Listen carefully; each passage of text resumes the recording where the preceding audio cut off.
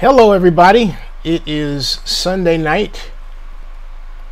Sunday night after what could be said, well, we have to say it. It was definitely a pivotal weekend. It saw, among other things, the Raiders' first preseason game in the post-offensive coordinator Bill Musgrave era.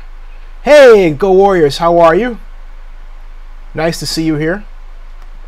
As well as everyone is active, and I'm 2 minutes off being here on time. My apologies. A few notes. Nice to see you're doing well. Barry Lee, how are you? How's your recovery? How are you doing?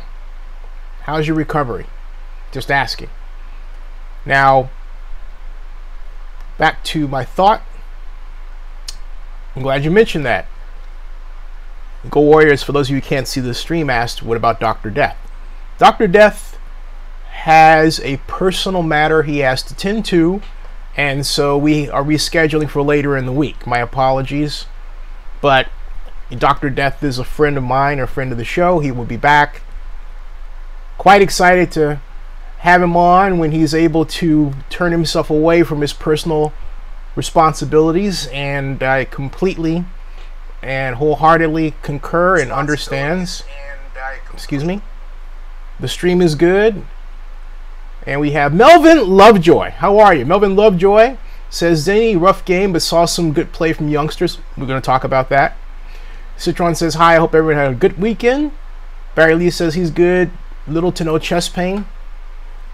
For those of you who don't know, Coog Snipe is here. For those of you who don't know, Barry Lee had a stent put in. He's had a number of surgeries, and he's in San Antonio. We're glad to see that he's recovering, and more than on the mend, but thriving more than surviving. He's living. So, and Coog Snipe is out the Outback. Hey, Coog Snipe, what are you eating? You know what? This is actually, the Outback ought to be paying for this, but that's okay.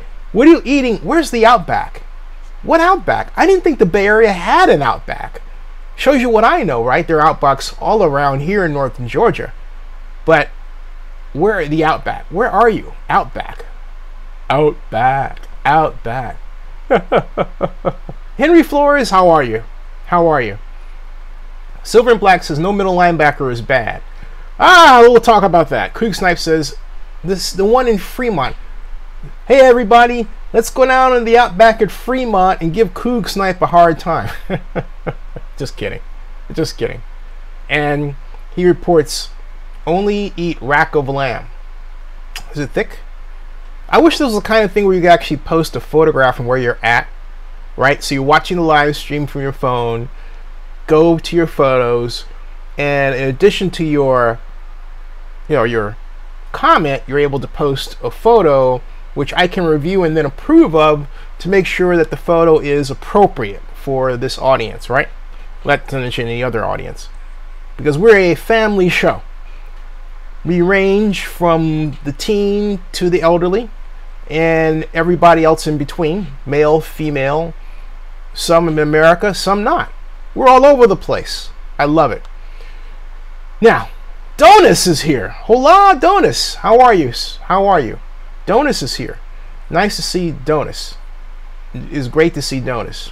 And Barry Lee had contacted me and asked me to make a comment about, and asked me to make a how do I put it? A live stream about the events of yesterday, and I refused. And the reason I did is because we have a range of political beliefs here, and I personally don't feel this is the place for that. It doesn't mean we can't talk about it. I'm not saying that at all.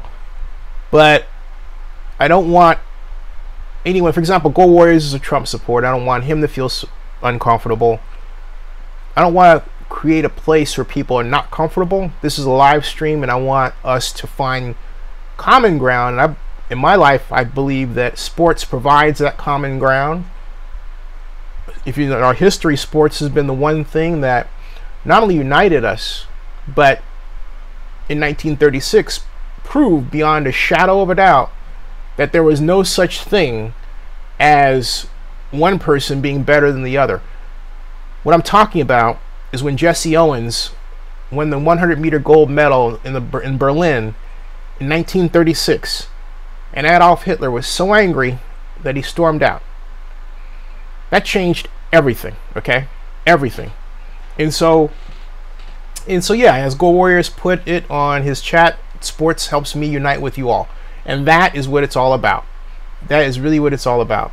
Now, Barry Lee says he watched the Chargers game tonight in the NFL Network, and they're in trouble already in attendance. Yeah, before we talk about the Chargers thing, a quick Raider recap. I'm not going to read anything or look at anything. I'm just going to give you my impression, and then I want to see your impression of the game. I was quite disappointed in the Raiders defense, but not for the reasons you think. It wasn't the linebacker play. Again, it's the way the organization's coached, and from a defense perspective, they've got great talent, okay? And I continue to hold that this talent needs to be, how do I put it, unleashed. On the other side of the field, we had a great example. Oh, hey, Donis, Dr. Death had a personal matter he had to tend to, so he was not able to attend tonight. He will be back this week. And Crawford says, outside of Mack, the linebacking core is bad. Mack didn't play. He was on the bench. And I don't think the linebacking core is bad. I think Khalil Mack is an exceptionally great talent that the Raiders were forced to scheme for. Okay? But I don't... And Sherman Black says Norton Jr. doesn't blitz enough. And see, here's my question. How much of that is on Norton Jr. as opposed to Jack Del Rio and the kind of defense he wants to build? Now, Barry Lee says, I saw on TV that early on in the NFL starters played at least 3 quarters. Well, except that Mack, I watched the game twice. I didn't see Khalil Mack come in at any time, and I watched the defense like a hawk. And then I compared the Raiders defense to the Arizona Cardinal defense. And Robert Mdiche, who I interviewed, by the way, at the NFL draft last year, after his incident. If you don't know the incident, Robert Mdiche is a great SEC player from Ole Miss who got a little ganja in him and got high on a, pun intended, on a balcony and fell, I believe it was 2 stories, into a ledge, a group of hedges, just before the SEC championship game. And so, of course, he was ruled out of that. And that was his last SEC championship game before he was drafted. He was very embarrassed by that, and he personally told me he was going to tear up the league. In fact, since I say that about Robert Mdiche, why not fire up a little video of my interview with a man who's going to be a great defensive tackle in the NFL, arguably already, because he's being asked to fill the shoes of Calais Campbell, and I believe he can do that and more. Now, I will say this before I get to the interview that I did with Mr. Mdiche. He showed how you play single gap technique, hold your ground against in one gap against the offensive line person, and then burrow down and stop the one. He did that. The announcers called him out. You couldn't miss it. He basically held his ground in a way that Luke Cage held his ground against an oncoming bus in the first Luke Cage episode on Netflix. If you ever saw Luke Cage on Netflix. If you haven't, you got to see Luke Cage on Netflix. It's a great program. But I digress. The Robert Mdiche was just a tank out there. And again, but when he wasn't being asked to hold the gap, he was penetrating through the single gap to wreak havoc, stop the run, and put pressure on the passer. Now, the Arizona Cardinals defensive line as a whole did something the Raiders defensive line did not do. Pads low consistently. What I mean by that is they got leverage. Pads low leverage, okay? And that is the difference between winning and losing in a National Football League. It's the difference between pressure and not pressure and sacks. And that's why we're not getting the kind of sacks as an organization we need to get. Now, Silver and Black Oakland is absolutely right. E.J. Manuel was fantastic. He was everything that I saw in practice and then some. The man's got a laser arm. He just plain has a laser arm. And if you run those short passing games that he has done, oh yeah, he's definitely the real deal. I'm talking about E.J. Manuel, and definitely going to make a great difference. Now, I'm going to show you an interview that I had. This is Robert Ndiche's, I guess you could call it, coming out party. This is Robert Ndiche's, technically it's his second interview in the NFL draft, but it's worth seeing. I want you to hear this, because this man you're going to be reading a lot about, or hearing a lot about, and reading a lot about. And later in his career, you never know, free agent, he may become an Oakland Raider. You know how the NFL is. But I really want you to get to know Robert Ndiche. He's a kid with a story. I hate to say kid, but he's a young guy with a story. Watch this, and I'll get to that comment you're making in a second, Go Warriors. Bear with me as what was it? Come with me under the sea. There we are. Mr. Ndiche, this is my front row seat 2016 NFL draft in Chicago. This is Robert Ndiche meeting the press for the first time. Actually, the second time if you don't count the red carpet. Robert, congratulations on becoming a Cardinal. How do you feel? It's amazing. It's unexplainable feeling, stoic, and I just can't wait to get there and get started my career. Ron, what did you heard from Arizona? Did you know that they were one of the teams that were in on it? Oh yeah, I knew they were very interested in me. I mean, what all were they saying to you in the conversation? Do you feel like that was a good spot for you? Yeah, they said that they believed in me and that I'll fit their team and their scheme very well, and that they got good vibes for me when I went there and got the same special. How relieving is it to now have all of the process done? It is. I can relax and focus on football and what matters and have a great career. And when you answer the phone, that's a veteran defense. You know, a lot of guys that, of course, pretty established. There's a lot of guys that I can, look up to and follow and just be a good asset and play my role and be the guy that you need to be. When you answer the phone, who did you talk to? Steve. What did he say? I don't know, I blinked out, man. When I saw Phoenix, Arizona, I was like, oh man, this is it, you know what I mean? And it was just a beautiful moment, man. It's hard to explain, you know what I mean? But I'm so happy that, I'm there because that's where I needed to be, and that's where I'm going to be great at. I feel like you'll fit in there great with kind of a cast of characters and the head coach. It's a little quirky. Does that kind of fit your personality a little bit? It fits me perfectly. That's why they chose me, because they saw that. Rob, when you signed with Ole Miss in 2013, did you ever see this day coming when you and two of your teammates would be first-round picks? I saw it, but it's different when you're here. It's surreal, you know what I mean?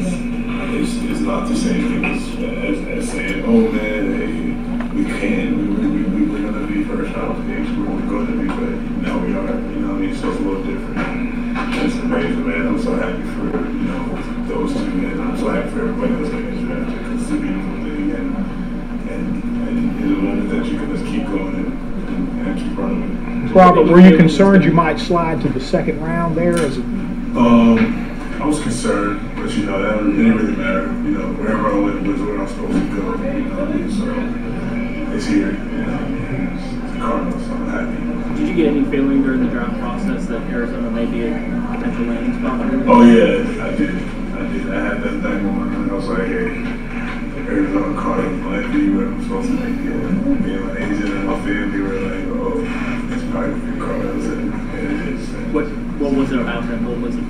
Everything. The people out there, Coach Bud, Steve, Bruce, everybody, Mike, everybody that I talked to had those comforting vibes, and they didn't judge me. They were mature people, and it's where I'm supposed to be, and I'm happy about it. You said they didn't judge you, which is a big deal. Yeah. Does that make you want to now wreck the NFL like we talked about before on their behalf? There's a fire. There's more of a fire because they trusted me, and I want to give back every inch of my soul to show them, hey, we're eye to eye, and I can't wait to do it. Robert, what's your reaction to everything that you're going through tonight? It's heartbreaking because I'm not able to do it, and he's such a good person. I hate to see something like that happen, but it's already in the past. And he's not there. He's already looking forward, and I'm happy for him, and I'm happy for his family, and I can't wait to see what he does in the NFL. What did it mean to you? What did it mean to you after kind of the way things ended?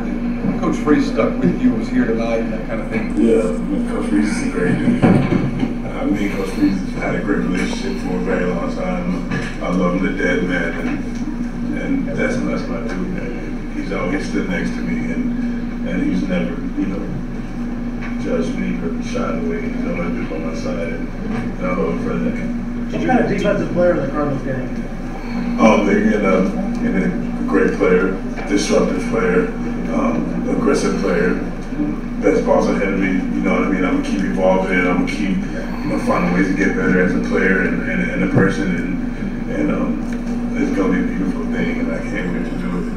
After Hugh sat you down for the Sugar Bowl, did you worry that it was going to affect the relationship? I don't know what you say about that. After Hugh sat you down for the Sugar Bowl, did you worry that would affect your relationship? No, because I'm a guy of understanding. I understood that's what he had to do for the betterment of the program and everybody else. He had to use me as an example for the younger kids and kids coming up. That don't matter who you are. If you mess up, there's consequences. Folks, that's him. That was Robert Ndiche, 2016 NFL Draft. I also have the NFL Draft red carpet interview with him. He did not, excuse me. He didn't know where he was going. And then, of course, he found out just a few minutes prior to that he was an Arizona Cardinal. I show that. Thank you for the tweet. I show that because, this is the kind of defensive tackle that you would have liked to have seen on the Raiders, but also I saw it for another reason. Gary and Conley. The simple fact of the matter is we can now say all of his problems are history. But the Raiders took a bet on him, and in much the same way that the Arizona Cardinals took a bet on Robert Ndiche the year before. What do I mean? Well, here Robert was made fun of, excoriated, put down, and in general written about shabbily by the SEC press and the NFL press that didn't know him after the incident just before the 2016 SEC championship to determine the best SEC team after the 2015 season. So when Robert came to the NFL draft, he had this tag on his brain that he was difficult to work with, that he was a misfit, and that he had issues using substances and perhaps should have some sort of substance abuse counseling, right? We've heard that before, but he is, I say this at heart, he's a kid. A teenager becoming an adult. It's his first throw into the giant limelight, and let's face it, even coming from the SEC, the NFL is an enormous stage, and while there's some people like Eddie Lacy who told me, I'm used to crowds like this. That's Eddie. There's some who, when they are perceived as doing something wrong, as Robert was, and face police charges, have a whole new set of issues where every time they go to the internet, they're afraid to search their name, or even without searching their name, they see something about them or somebody else said something about them, and that affects a person. That affects Gary and Conley and with the Raiders, right? So with the Raiders to spend money and take a bet on him, a gigantic bet, okay? A gigantic bet, and then have that pan out, means that he, in his mind, be it Gary and Conley, in this case, means that he feels he's indebted to them for life. And that is the kind of player, you're going to get a great player like that. You get great players like that. So, I mean, you really do. So I wanted to show it for that, just to give some perspective regarding the Conley issue. And then now let's talk about and get back to your comments now, and I'll get to the NFL and the Raiders recap, trying to find a video that I can show that doesn't result in, you know, me showing more than I can show, right? Okay. And since I've been at this for what, 11 years, I think I've got it down by now. All right. In fact, I'm pretty certain I do. Now, and then we can later talk about Marshawn Lynch, Rick Rice, sitting on his helmet, and in what I contend to be his nod to Colin Kaepernick. And I thought, hey, I was cool with it. You know, fine. He wants on his helmet. Awesome. That's how I look at it. Now, let's get to some highlights. I'm not gonna go through the whole game highlights from the Raiders. I'm just going to show you the ones that I believe are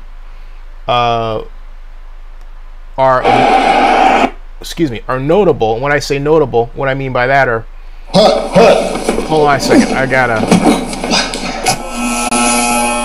had to put that on. Tiki Barber running a barber shop?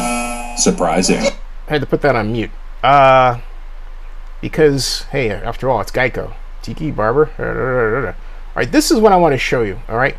And this is a big issue with me right here. And I'm getting to it right here. I'm see if I can pause it right there. I can't. Oops, excuse me. Trying to line it up. And there. I just lined it up. There we go. Okay. This is what I want to show everybody. This is from the first quarter of the Raiders at Cardinals preseason contest, excuse me. It was 3rd and goal at the Raider 12. The Arizona Cardinals had the ball. No score. 8:31 remaining. Sorry about that, folks. 8:31 remaining in the first quarter, okay? This is that, all right? So let's look at what we've got here. We've got the Raiders in a plain vanilla defense. We've got what appear to be 3 down linemen because they're down, right? And you have 4 linebackers. They're going to blitz 47, okay? Note that Khalil Mack is not in. Okay, Khalil Mack is not in. The Raiders are playing what amounts to 3 down linemen, 3 linebackers, and 5 defensive backs. 1, 2, 3, 4, 5. Okay. Then we have the 3 down linemen. We have 1, 2, 3 linebackers, 5 defensive backs here. Got it? That's what's going on. Okay. My issue is, first of all, that when the Raiders come off the ball, watch what happens. And I want you to, I'm going to do this in slow motion. Okay. Watch this. Hold on a second. I'm going to make sure that, excuse me, this is properly lined up. Also, that, okay, cool. There we go. All right, watch what happens. They get set. Okay, now we went from 3 to 4, right? So it's obvious we have 4 coming. 4 down linemen, 3 linebackers, 5 defensive backs. Now they're set. Okay, now stop it. This is my issue. Look at this. You see how high? Look at this. Look at how high they are coming off the ball. Look at that. What I mean by that is they're not low. Okay, you see that? They're not low. See how high he is? He comes off engaging the tackles. They're not low. Their pads are higher than the Cardinals' pads. That is, folks, hold on a second. That's a recipe for no sack. That means you're going to give the quarterback time to throw. You're not going to be able to collapse the pocket. So let's keep watching, okay? In fact, let's go back and start again. Start all over. Start back a bit. There we go. Okay. All right, there. Watch what I'm talking about. They come off the ball like this. Watch. Okay, you see how high they are? And look at how the Cardinals very neatly form a pass pocket for Carson Palmer. Right? He's got all the time in the world to throw. He's got all this space. The Raiders, because they started off incorrectly. They started off as if they were taught, look for the run first and then rush the passer. And so the technique causes them to come off the ball high, where their pads, as you can see, are higher than the blockers. See that? In all cases, nobody is immune from this. See that? He's trying his little spin move. It's not working. See that? Okay? And so what happens? Palmer gets set. The Raiders are playing man coverage for the most part. He throws the ball and look at that. Boom, touchdown. Okay? That's, I mean, I can find other examples too, but what I'm going to find next is an example of pass rushing done right by the opponent, the Arizona Cardinals. The Raiders had a number of examples where the defensive line came off high on the ball. Their pads were higher than the offensive line, which means they didn't get leverage. It's the old blocking sled thing. Blocking sled is used to cause you to get used to the idea of keeping your pads low for leverage and pushing, right? That fits for the defensive line as well. Well, the Raiders started high, and basically they allowed themselves to get blocked. Now, that was a Cardinals touchdown and then we have, sadly, another example. I didn't want to do this one. I wanted to go to the Cardinals defense, but the highlights are Cardinals. So let me show you yet another example of what I'm talking about here. This is a bit agonizing, but it has, sorry about that. I'm grabbing this little thing here. It keeps trying to get away from me, but I won't let it. All right. There. This situation is 2:47 left in the first quarter, 3rd and 7, Cardinals 7, Raiders nothing.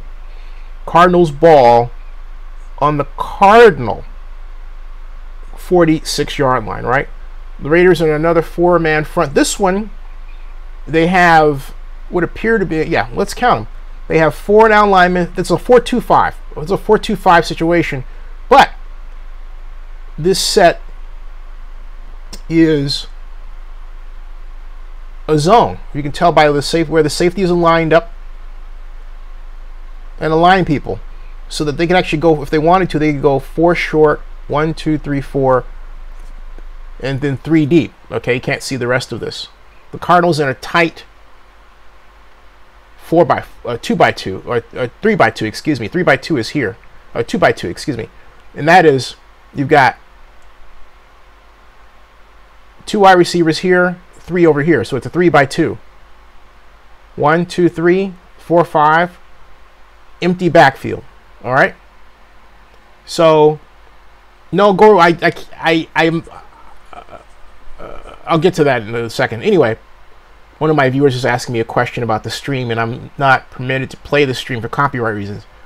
I'm showing you this. What I'm showing you right now, folks, is allowed by what is called fair use legal copyright law, and I want you to get to know something called the Stanford 4 factors test. Okay, so let me go on. And this is on the NFL Network. Watch what happens. All right, Raiders are set. Now look. Raiders come off the ball. Look, they go high again. Okay? They came off with better intentions that time. All right, but look. But I want you to see this happens again and again and again. And I want you to see this, all right? Watch this. Okay, stop it. You see how they're high again? They've got to stay low. This is coaching. They've got to stay low. And so they get blocked again. And they're trying. It's almost like they came off high and they try to get leverage after they initially start high. Okay? See that?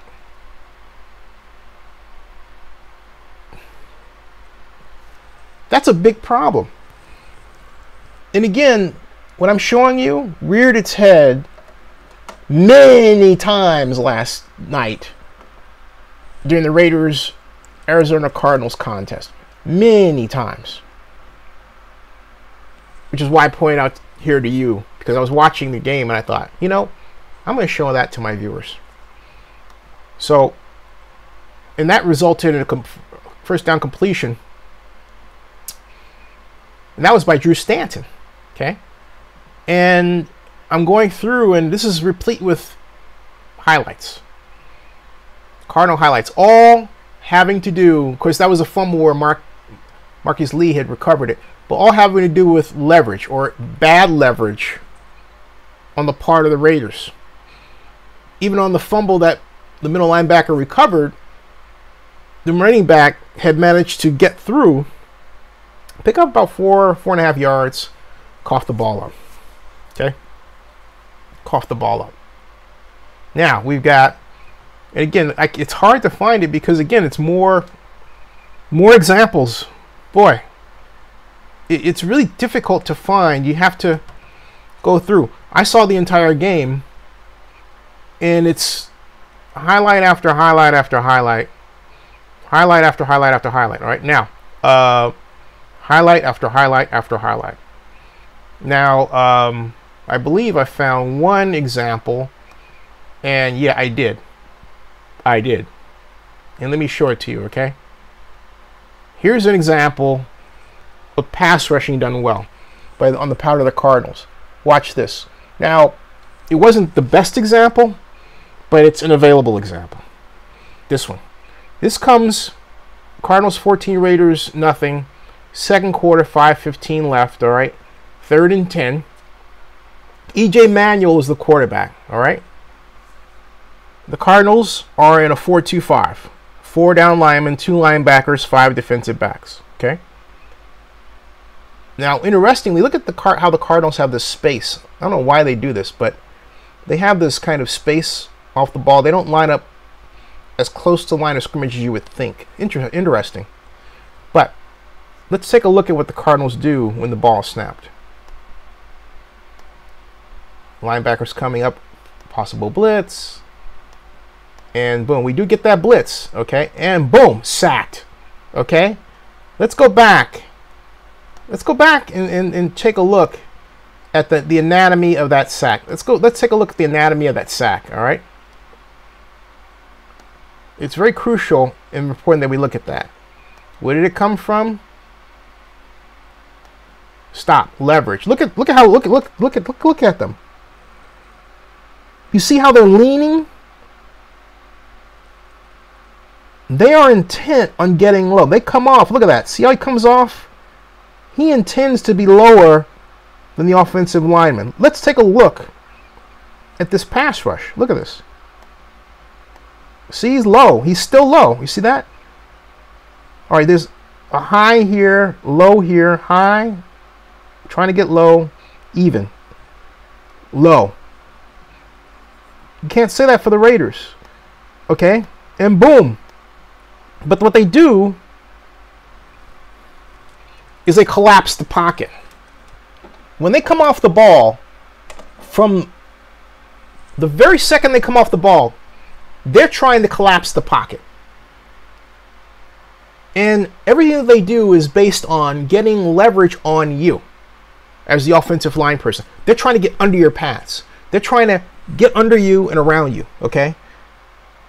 They're using their legs to push you back. That's why they're leaning like that.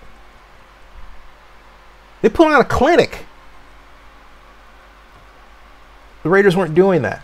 So I wanted to make sure you all saw that. That was the key to the game, okay? And that was the key to the game, okay? So, and as FTX168 asks, isn't that reflective of the defensive line coach? It's reflective of the head coach, because the head coach sets the tone for how the defense is structured and taught.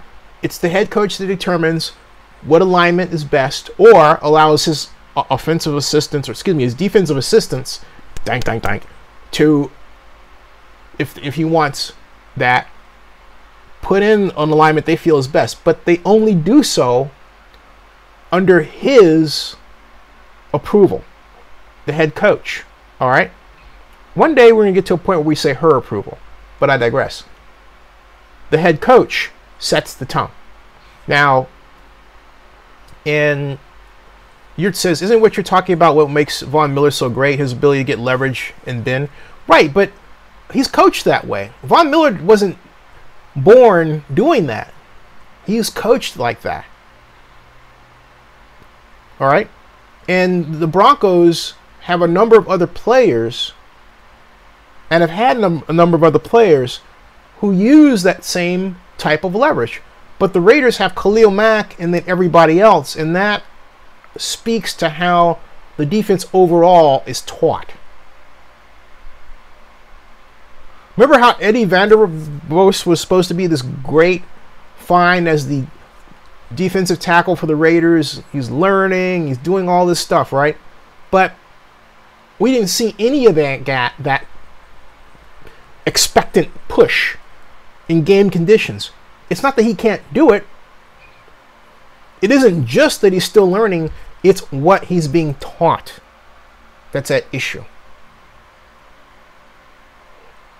Because trust me, we're going to have another round of this. We don't have a great defensive tackle talk, or we don't have the great linebacker talk, as long as these ineffective techniques are maintained. So, hey, yeah, Dr. Death, Bone Thug, yeah, Dr. Death had a personal matter he had to tend to. Richard Lucero says, what's up, Zenny? Watching replay here at hotel in Southern California, taking a small vacation. That's why it's preseason. They'll get it right, but you're right. I don't know if they're going to get it right, Richard. This has been a problem. This is the anatomy of a problem the Raiders faced last year. And when you getting it right, in my mind, means changing. Okay? That means changing. So, no, you didn't miss Dr. Death. And Yurt says, Khalil Mack, as great as he is, with better coaching, can be much better than he is currently. And Yurt, my concern isn't Khalil Mack. Oh, I'm sorry, this keeps happening, folks. I don't know. That is not cool, because also damages the phone. I think what's going on is I've got a mic here on. Okay? And I've got to make sure the mic doesn't pull. So that's what's happening. I've got this mic here. I've got all these wires. So sorry about that, folks. But at any rate, what I was saying is that as far as Khalil Mack is concerned, I'm not concerned about him. I'm concerned. Hey, how are you, Big Beast? I am concerned about. I'm concerned about the other defensive line members and how they're coached, particularly the interior line.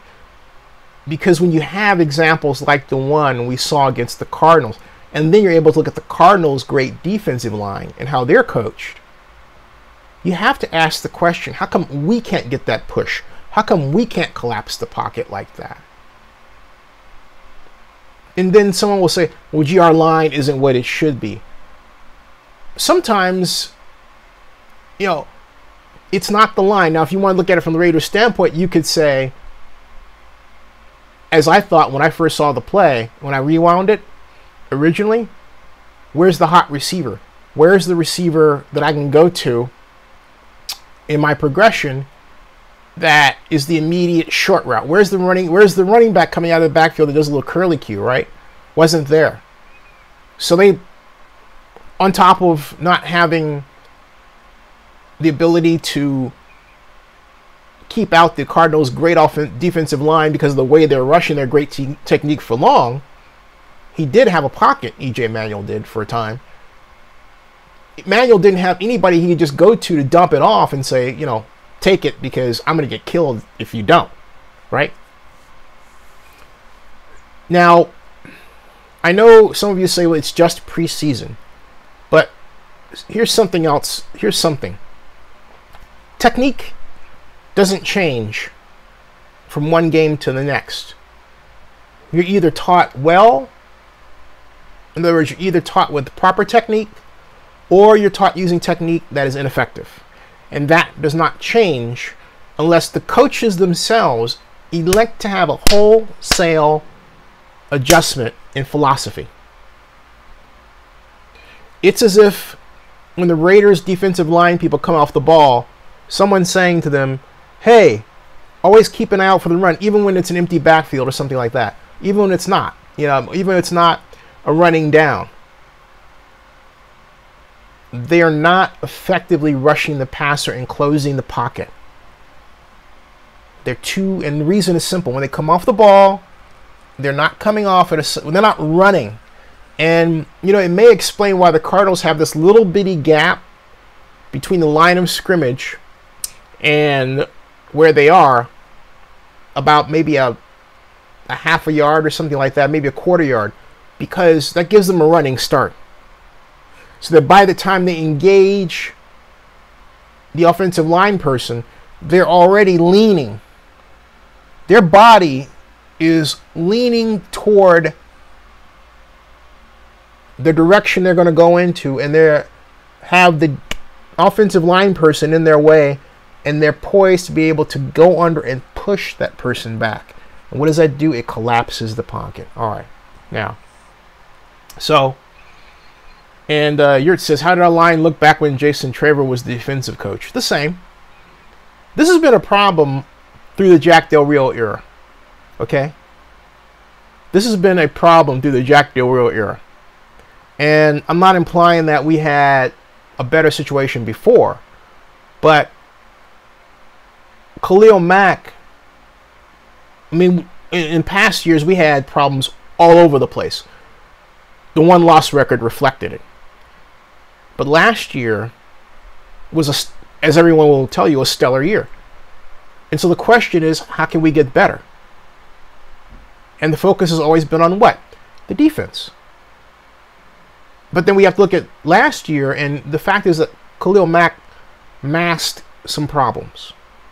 And what I'm pointing to are the problems that he masked. Because the Raiders, from a scheme perspective, gave Mack room to run, room to roam, room to beat the person. But you've got to make sure that you're collapsing the pocket, period. Yurt says, Drew Clay says it was the second string. That's got nothing to do with it. And Drew, I don't know if you just arrived, Drew, because my point is that I don't care if it's first string or second string. When you come off and it's the first quarter and it's 8 minutes into the game, I'm talking about basic fundamental techniques of rushing the passer that don't change from first string to second string to third string. You can go throughout the league and see why. You can actually identify who the coach is by the style of rushing the passer. For example, people talk about Rod Marinelli, but Rod Marinelli comes from the Floyd Peters line of coaching. Who's Floyd Peters? Floyd Peters was the famous defensive coordinator, defensive line coach, and player in the NFL who was most noted for coaching the famed line that was called the Purple People Eaters of the Minnesota Vikings, including Alan Page and Jim Marshall and Carl Eller. They had a rush the passer first, clean up the run along the way approach that caused them to quite literally rush through the gap. They weren't trying to two-gap or hold a gap. They were the extreme end. In fact, I favor that end. The person who copied that form of rushing the passer and then tweaked it and then added it to a special scheme we call now called the Tampa 2 was Tony Dungy. And that had its full flowering when he was coach of the Tampa Bay Buccaneers and they shut out the heavily favored San Francisco 49ers 9-5. I don't know if anybody remembered that game, but they knocked Jerry Rice out of that game. And I'm not saying that for glee. It was tragic. But I'm only pointing out a fact. It was a brutal contest. That's what I'm talking about, Drew. Okay? So, Yurt says, preseason shows which team's fundamentals are better. This is an example of just that. That is why I like having preseason. Also, it serves as a nice way to see which coaches are under the radar. Yeah, I mean, and Alex says, LX993, did I miss Dr. Death or what time is he on? No, Dr. Death had a personal matter he had to tend to. So Dr. Death is going to be on later in the week. That's what's going on with, Dr. Death. So, yeah. So, right. And Crawford, great to see you. Great to see everybody. So, we had, let's see here. And Alex says, appreciate the update, fellas. Thank you. Hey, he's got the double fist bump action like that. I like that double fist bump action. Double fist bump action. That's kind of cool.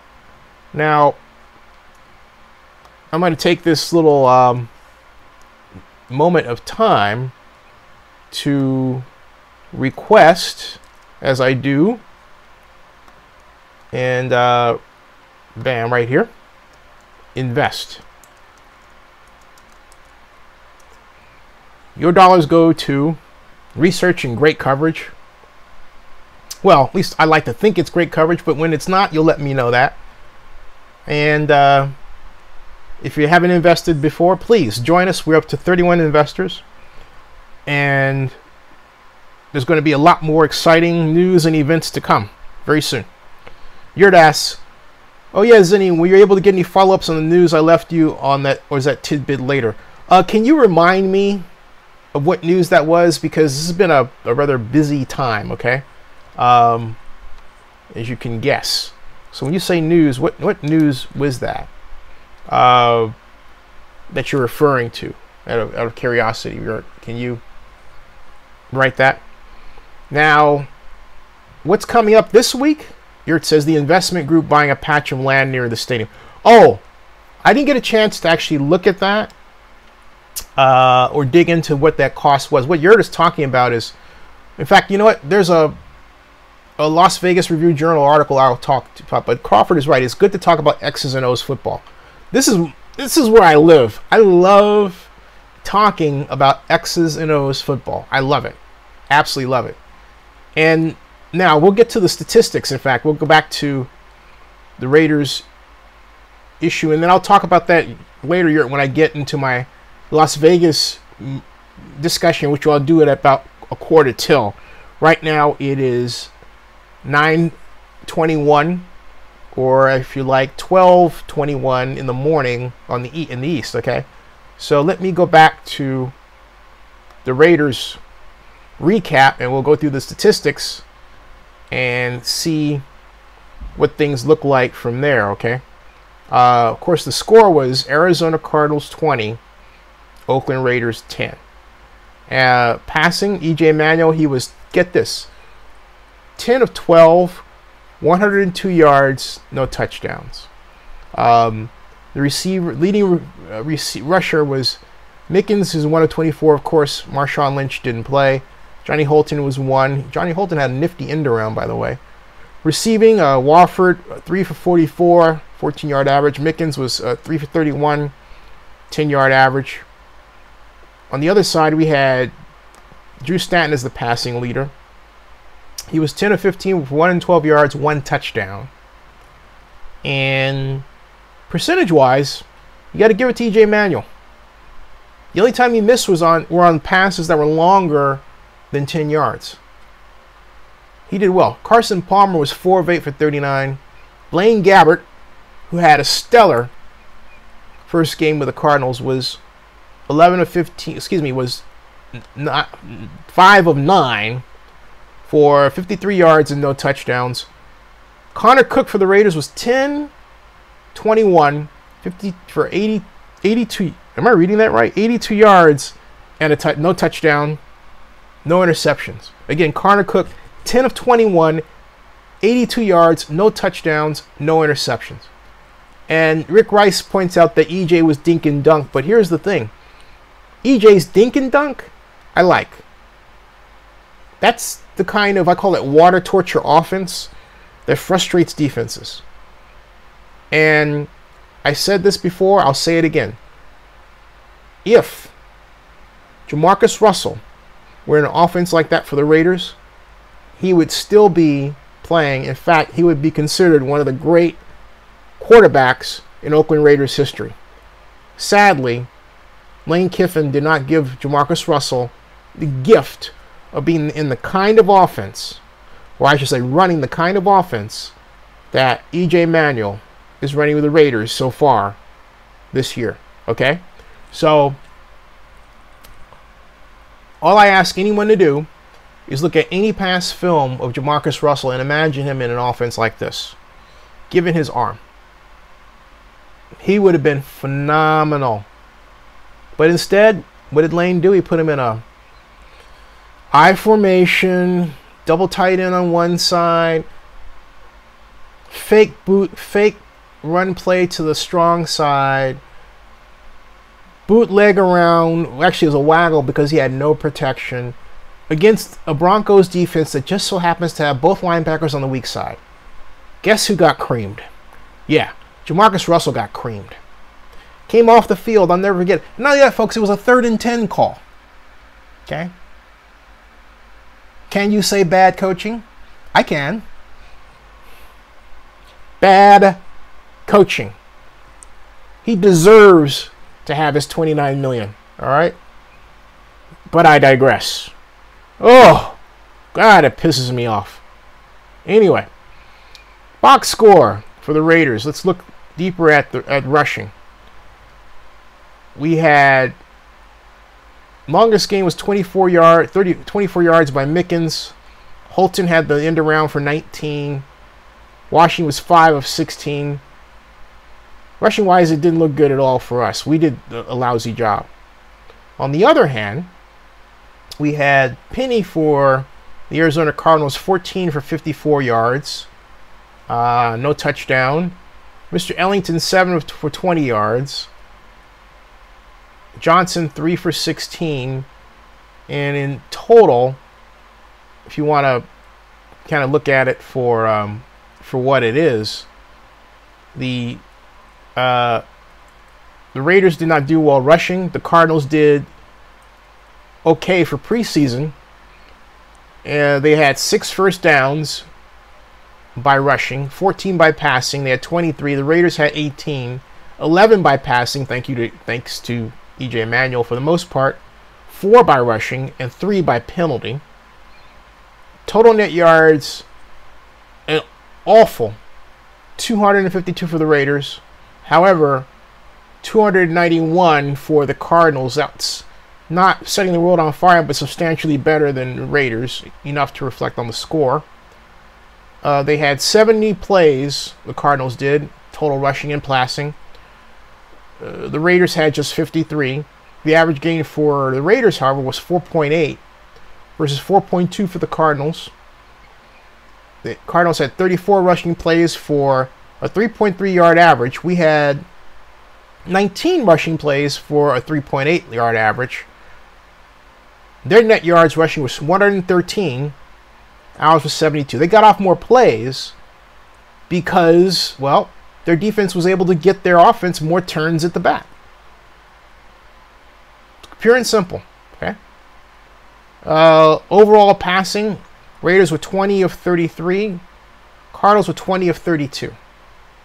So for all that, and our passing, we were 5.3. They were 4.9. So Rick Rice should talk about the dink and dunk.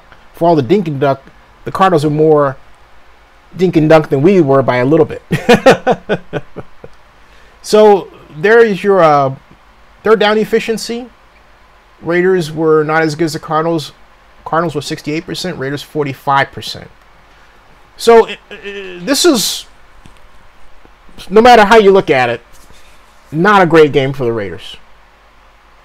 And fundamentals matter. It really do. Raider Flea, how are you? And Yurt says, ask our defense last year how it liked dink and dunk against the Texans and the Chiefs. I mean, I don't know what your guys' issues are with ball control passing, but ball control passing, you know, someone out here in Georgia, name is Stan Norfleet. He does the radio out here for 929 The Game, said that you can't. I'm wincing because it made my head hurt to recount this. He said you can't use the pass to set up the run. Whoever said that never heard of Bill Walsh and never at all read, let alone saw, his seminal paper called Controlling the Football in the Passing Game. I'm going to say something that's going to insult some people.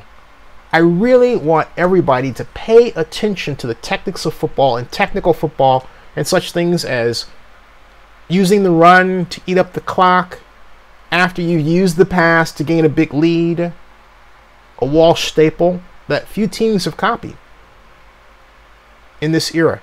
We have changed to a point where, let me give you an example, by example of how society from an NFL perspective has changed. All right. So here it is. If Bill Walsh had coached the Falcons in the Super Bowl against the Patriots and had a 28-9 lead, when it was 3rd down and 1 at his team's 31-yard line in the 3rd quarter with 3:21 left, Walsh would have ran the ball. 3rd and 1, his side of the field. He wouldn't have said, gee, what kind of personnel do they have? Oh, maybe I can pass on them. And then openly passed. Not Bill Walsh. If Bill Walsh felt the time was right, first of all, he would have waited until he picked up that 1st down, got to the 40-yard line, maybe 45, and he would have called a play-action fake. He did that, in fact, when the San Francisco 49ers played the New York Giants in the NFC first-round divisional playoff game in 1981. And that occurred to ice the game in the 3rd quarter. It was a dive fake to Roger Craig, and not to Roger Craig, but to Tom Rathman. It was a dive fake. Montana went back and tossed a beautiful spiral to Freddie Solomon for a back-breaking touchdown. That was 3rd and 1. Okay. But you don't throw, or you don't make an obvious throw on 3rd and 1 in your own territory. That's what people do today. And the rationale, well, we thought we had the right matchup against them. Forget the matchup. If it's 3rd and 1, you simply run the ball. You know, football at certain points is just a simple game of picking up yardage, right? Some people try to make it these gigantic chess matches. Look, I love a chess match as much as the next person. But you have to understand when to turn off the analysis and just plain be Neanderthal. That's the time to just plain be Neanderthal. Run the dang on ball. Boom, boom, boom.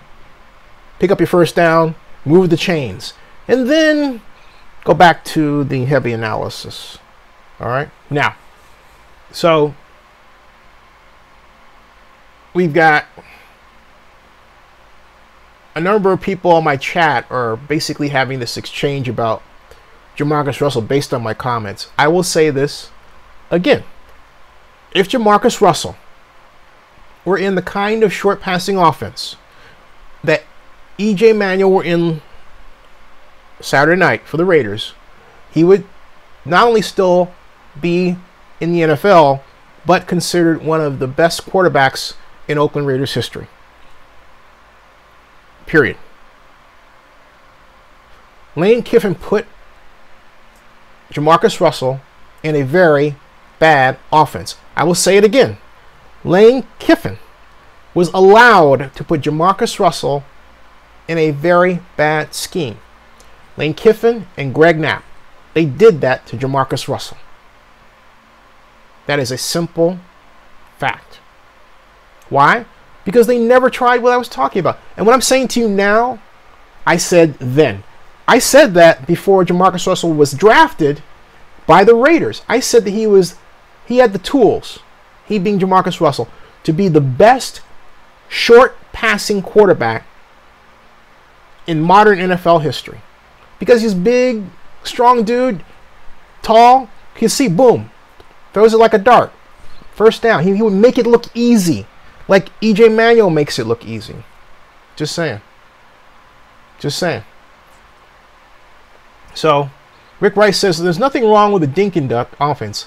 I'm just saying we can't get too worked up about EJ's 10 or 12 when they're all high percentage completions, that's all.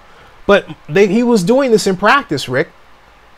And when I wrote my account of Raider practice, the one thing that I zeroed in on for myself was how E.J. Manuel's actually a better passer than Derek Carr. Yes, I did say that. E.J. Manuel is a better passer than Derek Carr. I will say it again. E.J. Manuel is a better passer than Derek Carr. I will say it a third time. E.J. Manuel is a better passer than Derek Carr. All right? E.J. Manuel is a better passer than Derek Carr. When I say that, I mean in terms of technique, in terms of velocity, in terms of quickness, release quickness. He is a better passer. Does that mean he is better at reading defenses? No. Does that mean he's better operating this offense? No. But in terms of pure passing technique, E.J. Manuel is better than Derek Carr. And you can see that right off the bat. It only takes watching 6 plays of each of them in practice to see that. That is it. You don't need to see anything else. If you know football, you can see it. It's no conversation. Hey, John Marks, how are you? It's just fact. Okay? So Corvette says, then why didn't go somewhere else and be quarterback for another Jamarcus bust? I don't understand that one. I understand your point. Rick Rice says, I guess I missed that one. Anyway, I think someone else here said he didn't have the heart to stay in shape. Oh, Rick Rice says that Jamarcus didn't have the heart to stay in shape. No, he had it ripped out of him by being on a team that was not well coached or well ran. And you all forget because you think that subconsciously we think, not you all, but we think that because someone is big, it's like the Baby Huey syndrome. Well, he's big, so he must be an adult. No, we're talking about a youngster. Just getting his first giant job in the world. Hey, John Marks, Dr. Death had a personal matter, so he couldn't attend to, so there you go. Anyway, so there you go. Okay? So we had 831 Scott. Hey, 831 Scott says, I don't think EJ reads defenses and has the talent to complete the touch passes like Carr does. 831 Scott, he completed a bunch of touch passes last night. I mean, it takes touch to throw those passes and complete them. And I really implore you to look at the game again, because he put on a clinic. He made the difficult look easy, did E.J. Manuel. Now, the problem that we have overall is me. I am not... Oh, you didn't get the notification? Well, let me tweet this out. That's strange. That explains a lot there. Sorry about that. I think another problem is that when I put this in people in blogs, I should have put it in category sports, but I don't think that has anything to do with notifications. I'm tweeting this out right now for Raider Nation. And hey, Barry, when you tweeted it out, what hashtags did you use? Okay, there's the tweet. There's a new tweet, and then I'm going to put this on Instagram.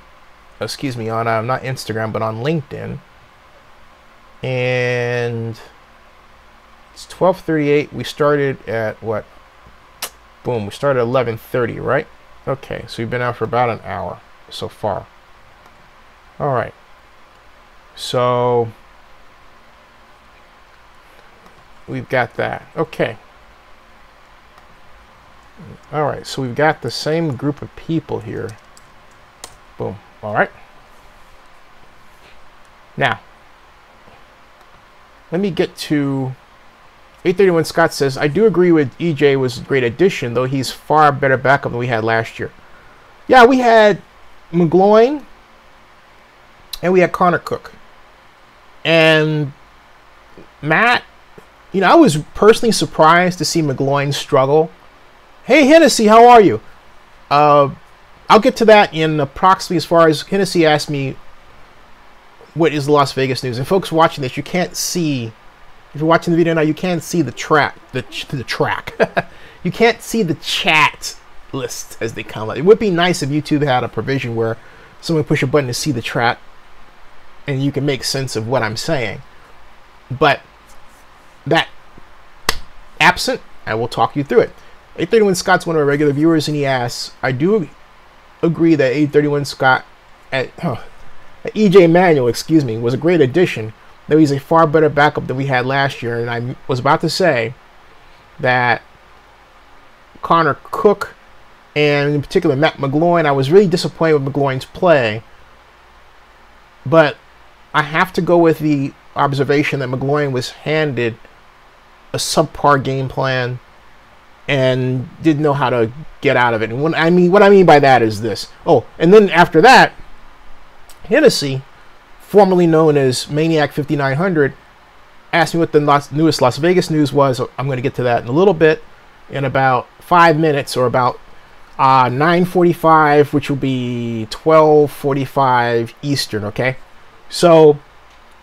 And then FTX168 says, if Kiffin and Al Davis are really feuding over the Jamarcus pick, was this a sabotage? Yes, it definitely was a sabotage. It was 1,000% a sabotage. 1,000% a sabotage. Okay? Completely a sabotage. In fact, I blogged about that back in 2007. I was not a fan at all of the way Lane Kiffin treated, sorry because I'm getting mad, I'm getting mad all over again.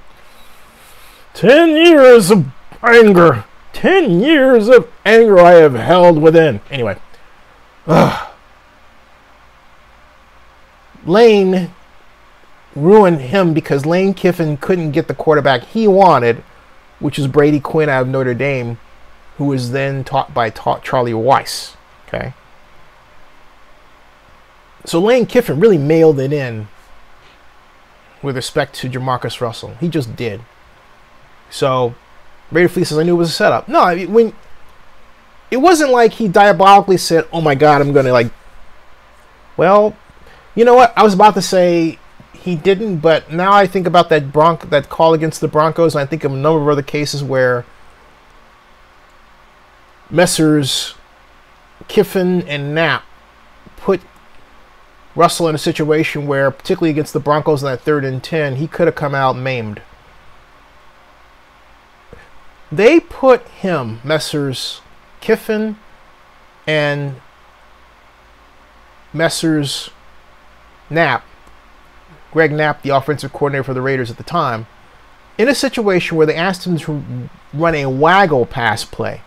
What is a waggle play? A waggle play is not like a bootleg. A bootleg is where you play fake toward one side, play action with a run, but you pull a guard around so that the quarterback, after the fake, rolls to the opposite side but with protection. That is called a bootleg. Okay? A waggle is where you make the same kind of action, but you do not pull the guard. In fact, you might pull the guard toward the side of the run to give the defense to go in that direction, and then you fake and then come back this way. but you have no pulling guard, no offside running back that, you know, maybe you have him counter this way and come back that way to be your lead blocker. Nothing like that. You're all alone. The Broncos had 2 linebackers on the weak side. Messrs.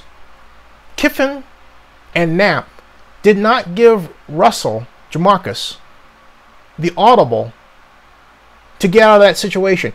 And he's a rookie. You hear what I'm saying? They put a rookie quarterback in that situation without the tools to call himself out of it, let alone recognize what he was doing. That was forever on them. And for the Raiders to not recognize that and fire them immediately was equally tragic. Period. I don't care what anybody says. I don't care who's infected by this whole idea. All right? Hey, Game of Thrones watchers, welcome to Zinny62 on YouTube. Welcome to my show where we're talking about the Raiders. And it's 1 minute to the point when we focus on Las Vegas issues. And 831 Scott says, I think half of the small crowd that showed up to the Chargers game were Seattle fans. Every time Seattle made a good play, the crowd cheered. I think the Chargers are in trouble with the LA move. 831 Scott, I completely agree with you. That was horrible. It was a horrible show. I couldn't watch the game. It pained me to watch the Chargers players go through that situation.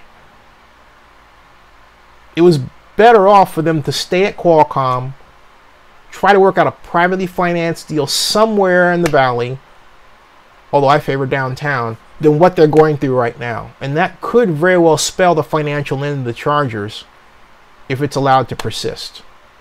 Now, that's hyperbole because as long as the NFL has that giant television contract, you know, owner can make us move like that one and not feel the requisite pain that should come from making a move that should not have been done. Okay. So, in Kevin KD says, why did they leave San Diego again? Well, let's see here. They left San Diego because they lost the ballot, but they also, you want to know the official reason or my reason? My reason they left San Diego is simply this. Dean Spanos wanted public money or else. He didn't want to do a private deal. I know because I talked to him about an idea I had. He told me to contact Fred Moss. Didn't hear back from him. That was it. I'm not saying that Dean Spanos is a bad guy. No. But as Bruce Allen has told me, hey, no NFL stadium deal has ever been done without an injection of public money in the history of the league. My feeling is that the league has to change at some point because people are quite literally cash-strapped. We don't have the credit we used to have. And so as a result, it's wrong to place upon the taxpayers the burden of paying for a stadium when taxpayers are going without top-notch delivery of education services and other government services for a football team. Okay? It doesn't make any sense. I don't care if it's done. It doesn't mean it makes sense.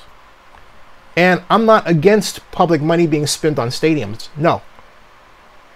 I am for the intelligent use of public money in stadiums. I thought the Oakland plan was fantastic. It remains, because it hasn't been used yet, an intelligent use of public money for an NFL stadium. I'm talking about the Fortress deal. Yeah, you forgot that we actually have a deal. We actually have one. It just hasn't been implemented because of what the Raiders are doing. But it's a deal. All right, now, speaking of which, I'm 3 minutes into my Vegas thing. I didn't get to the news. And Hennessy, Kevin KD says, well, Chargers fans don't like Dean Spanos.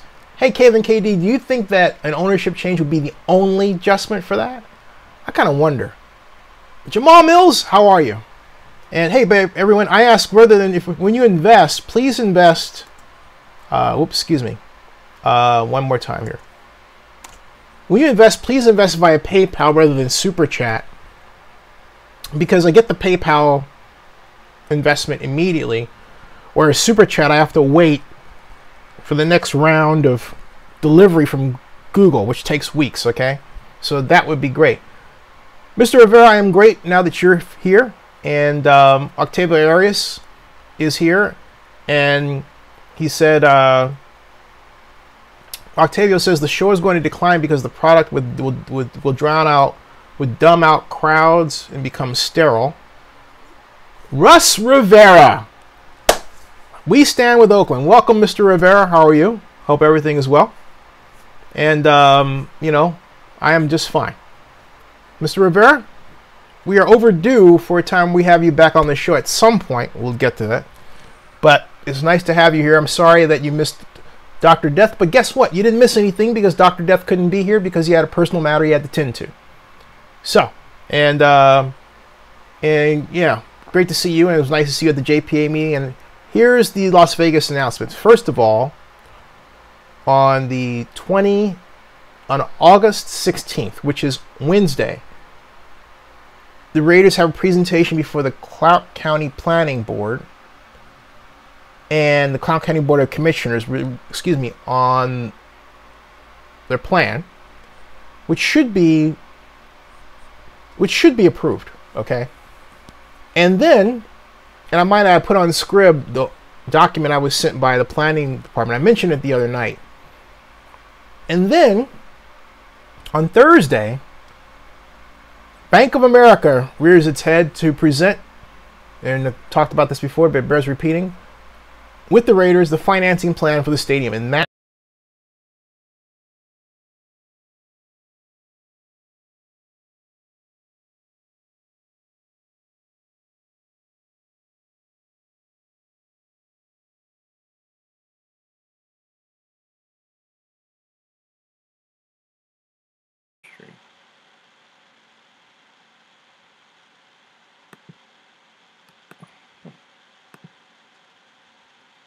okay. Almost.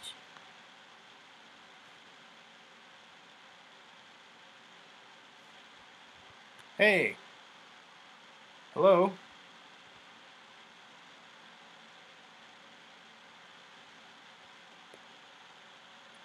Yeah, I'm using a... You can hear me. Okay. Yes. Phone anymore. It went dead. I had it plugged. I had it plugged in and didn't. And now I'm surprisingly shocked. Cast has never worked for me before. Hold on a second. No. Share the post. Okay.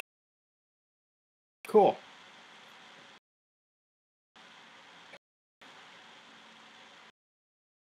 Better. Hey, Ryan.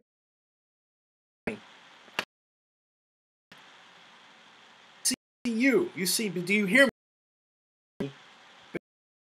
Chargers sign a non-relocation agreement as well. No. Scott says Las Vegas will be the end of the rating. Know them. It's really sad. This is buffering for me.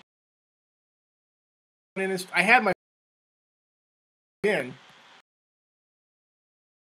And hold on a second. Let me I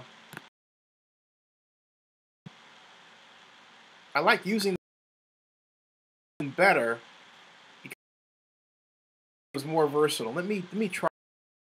Let me see something here.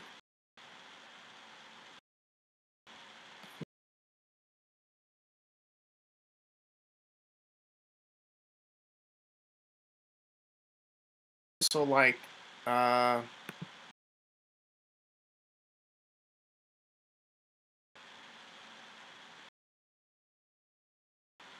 using the phone. But I'm tickled our cast is working.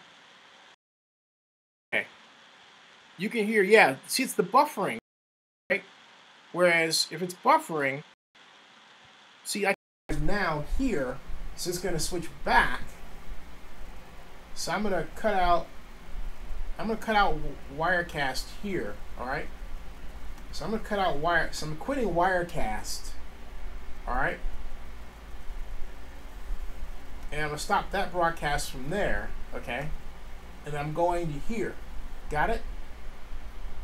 So can you still? So this is like a changeover. This is I've never done this before. This is a changeover. So at some point your screen should switch over. I'm going from Wirecast. Yeah, there it is. I went from Wirecast to the phone. Pretty good, huh? Yay! Not bad. All right. Okay. How is it now, Rick Weiss? Because I know you said keeps buffering and visual quality not too good. Better. Okay. This is the phone. All right.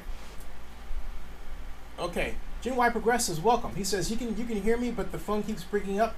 Rick Rice likes it. Thumbs up! Yay! And Crawford says UNLV will be the denominator to Las Vegas Do Going Smoke. Thank you. It's better. Yeah, the phone is better. YouTube Live Mobile is much better than Wirecast. Much better than Wirecast. All right. Awesome. Yeah, I have to say that there's a lot of advantage to having YouTube Live Mobile. Wirecast, as you've experienced, is as clunky for you as it is for me. Now, back to the whole issue of Vegas. It's Vegas. I want to show you something. So, I'm good here. I'm good, Mr. Madison. I'm good. Hey, by the way, invest, please. $500, $100, $1. Your investments keep me going. $20 would be fantastic, actually. But it keeps this wonderful coverage coming and more. Remember, Godfather Grizz tomorrow night. We're going to have a Boffo show, folks. Godfather Grizz and I are going to have a Boffo, Major League Boffo show. Yes. Can't wait. I can't wait. So, now. 831 Scott says, Stan Kroenke wants his stadium to himself. He doesn't want the Chargers or the Raiders in his house. I honestly think the Chargers will move again. I agree with 831 Scott. I do see that in the offing. Let's get to the matter of Vegas, because there's something I want to show you all. And Octavio thinks the Chargers will move to Vegas when the deal falls through. That's interesting. Look, the Chargers, I don't believe Dean Spanos wants to wear the debt that Mark Davis is going to have hanging on him. Why would anybody wish that on somebody else? Oh. Las Vegas needs to spend its own money for that. It needs to get its tax ducks in a row, okay? So that's really what's going on. Let's see here. And Ryan Stewart, if I am your favorite, do this. Invest. Invest. Okay? Invest. The rest is conversation. Invest. There. Bam. Invest, please. Now, we've got, exactly, Octavio said it. Pay up or shut up. Octavio, your rule. Thank you, man. You didn't think that I thought you rule, but you rule, okay?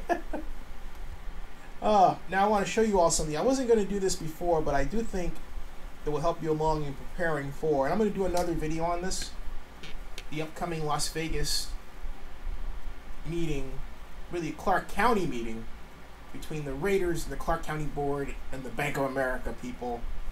And then before that, the Clark County, well, that's the Las Vegas Stadium Authority. Before that, the day before, Clark County Board of Commissioners meeting the Raiders on the planning issue. Okay, that's what I'm talking about. All right. What I'm going to show you are the requirements, preliminarily, that the Clark County Planning Department is pushing on the Raiders. Okay? In black and white. This is not a newspaper article. This is the actual document. This is the kind of thing your investment dollars go to. Okay? So, first of all, I'm going to come down. I'm going to give you a description of the stadium project, okay?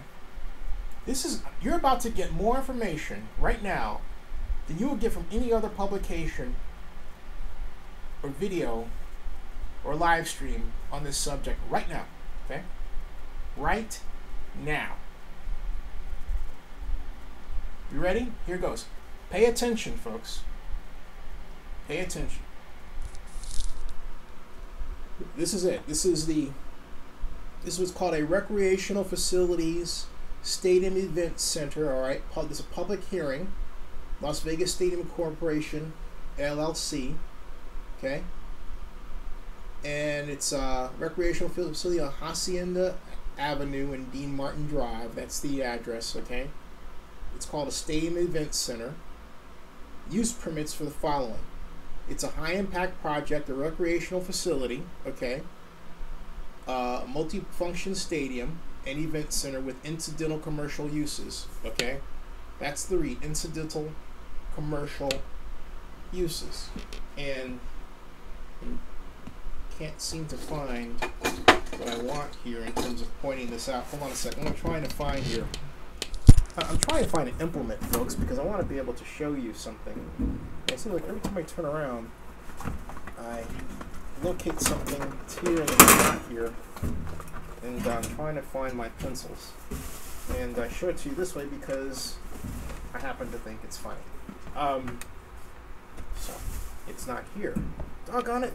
I got everything in there but when I want.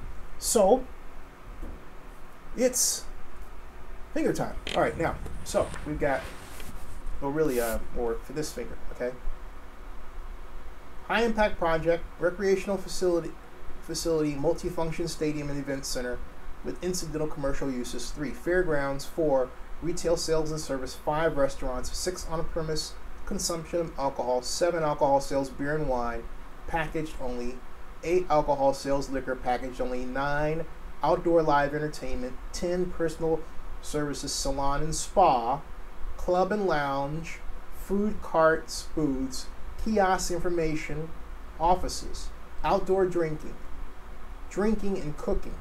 16, farmers markets, minor and major training facilities, museum, convention facilities, exposition halls, and 20, electrical substation and public utility structures. That all comprises the Las Vegas NFL Raiders UNLV Stadium. Okay? Now, they're being granted a waiver of development standards for the following.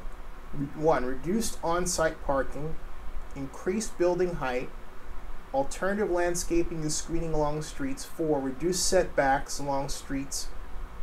They will waive the required parking lot landscaping, permit a variety of outdoor commercial retail uses not within a permanent enclosed building, encroachment into airspace, non-standard improvements, midfield driveway design standards. They have design reviews for the following: high-impact project, recreational facility, water features in all accessory and incidental buildings. Okay? Those are the use permits, as I mentioned. Okay? Now, these are detailed waivers of development standards. Waivers means they're really an adjustment. It's not like they're giving you any benefit. All right? Okay. Reduce on-site parking for a recreational facility, a multifunction stadium and event center to 2,375 spaces, where 16,250 spaces are required per table 30.16-1 and 85.4% reduction. B. Allow off-site parking in conjunction with the facility. 2. Increase building height to 225 feet, where a maximum height of 100 feet is the standard per table 30.40-7. It's a 125% increase. So basically, they're allowing the Raiders to build a building that's twice the height limit at that location. Okay. So, permit alternative screening, permit fences and walls, waive required parking lot landscaping, permit a variety of outdoor commercial retail uses, allow encroachment into airspace, 28-foot driveway, 41-foot driveway. No, Eric, that's separate from the FAA, okay? Now, that's their requirement. Now, does their requirement because of the building's height, does that encroach upon the FAA airspace? Yeah. But the Clark County requirement itself is 100 feet. FAA is 160 feet. But you're quite right about the FAA's still being able to step in and ask for changes for reasons of height per their own requirements, which have nothing to do with Clark County zoning. This is Clark County zoning. And also for possible impact on navigation equipment. All right, now, so, okay, land use plan, commercial tours. Yeah, Dr. Death had a personal issue. Dr. Death, that's what happened. Okay, so here is the official, keep this in mind, folks. This is the official stadium site address. Write it down. Put it on Twitter. It's 5617 Dean Martin Drive. That is the site address. It's 70 acres. It is a recreational facility. Its building height is 225 feet. It's 1.75 million square feet, 65,000 seats. Parking required provided. Required 16,250. Required 2,375 spaces. Okay. The summary of the project's, it's a closed dome. All right. It consists of 10 levels of 1.75 million square feet. The overall length of the arena is 225 feet with 65,000 seats. The proposed stadium, that's interesting. It says the overall height, I'm sorry, that's the overall height of the arena, not length. The proposed stadium will be the home of the Las Vegas Raiders, the Oakland Raiders, and the University of Nevada, Las Vegas football team. Event level, 451,473 square feet. It's below natural grade where the main grass playing field will be located. The area will contain the following: security and medical facilities here, okay? A truck dock, main kitchen, trash holding, operations, back of house facilities, storage facilities, staff entrances, team locker rooms and facilities, okay? Lower mezzanine, 113,975 square feet at grade, directly accessible off the main plaza, and contains primary team retail store, box office, VIP lobby entries, and air handling equipment rooms. Main concourse, level 16 feet above grade, concessions, sponsor area, restrooms, guest services, club facilities, and storage areas. Lower suite, 32 feet above grade, contains standard and executive suites and VIP lounges. Upper suite, this levels 52 feet above grade and contains restrooms, suites, concessions, per-style club, and VIP lounges. Okay. Mid-bowl mezzanine, which has air handling equipment room. Upper concourse contains restrooms, seats, concessions, and incidental storage. Okay. Yep, water treatment. That's right, water treatment, Octavio, water treatment. Bathrooms. Okay. Press level, that's dedicated to the press. And then catwalk systems, dedicated to the catwalk system for sport lighting and equipment required for the transparent roof system. All right. Hey, Jacob P., how are you? So, those are the site plans. And that's the parking analysis. It says on-site parking will consist of surface spaces located to the north, south, and west sides of the stadium. Okay? Oh, I'll get to that water treatment issue, okay? The plans depict 2,375 on-site parking spaces, where 16,250 spaces are required by Title 30, with the remaining amount of parking planned to be located in various off-site locations. On-site parking is provided primarily for season ticket holders and VIP box owners. The use of on-site parking locations is provided along with a discussion of the various travel mode options as follows: walking, taxi, rideshare, RTC, private shuttle, and VIP lanes. Okay? And then it goes on, it says the parking analysis summarizes the results and findings of the following: demand and mode choice, existing parking, off-site, underdeveloped land parking options, NFL stadium comparison, and conclusion. Excuse me. And the calculations and subsequent analysis, which also relies on empirical data, conclude that the actual stadium parking demand is closer to 12,100 parking spaces without a monorail system at Mandalay Bay. All right. While the majority of the parking is provided off-site, the analysis indicates that the Raiders have a large fan base from Northern and Southern California, with many season ticket holders visiting from California and other states. Additionally, many fans will be staying at nearby resort hotels and walking from the resort corridor via the proposed Hacienda Avenue pedestrian bridge. Therefore, the final conclusion of the parking analysis is the request for an 85.4% on-site parking reduction is considered reasonable for the stadium project to allow for off-site parking. Exact locations based on discussed options are still under review and negotiation. With final approval of the parking, it is anticipated that parking plan be finalized within 1 year after approval, and all required parking provided with appropriate land use approvals prior to the certificate of occupancy of the stadium. In other words, they can't allow anyone to locate the stadium until this parking issue is worked out. Excuse me. They can't allow anyone to occupy the stadium until this parking issue is worked out. That's what that reads. All right. So, and it goes on. They have fencing. Yeah, that's right, Genoa. In other words, they are winging it on parking. That's correct. Hey, Jamal Mills, this is the Clark County Planner's initial review of Oakland Raiders Las Vegas NFL Stadium. Okay. So, I'm getting down because I don't want to wade through the reasons. A lot of this that is on my scrib document. All you have to do is go to my Zenny 62 scrib document. You can see it there in detail. Okay. I talked about waiver of development standards.